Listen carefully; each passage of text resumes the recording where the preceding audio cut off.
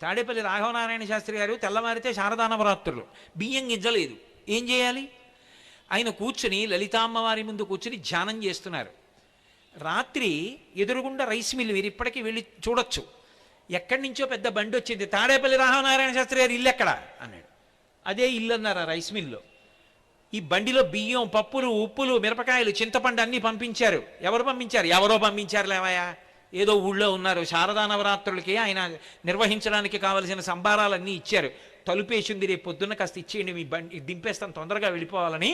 ఇవి తాడేపల్లి రాఘవనారాయణ శాస్త్రి గారు శారదా నవరాత్రులు చేయడానికే ఇచ్చారు, ఆయన కోసం కాదు. ఆయనకంటే ఆయన పుచ్చుకోరు, అందుకే ఇచ్చారని చెప్పండి, రేపు ఇచ్చేసేయండి అని చెప్పి వెళ్ళిపోయాడు బండి వేసుకుని. ఎవరు పట్టుకొచ్చి ఇచ్చారు? అనుగ్రహించాడు ఈశ్వరుడండి.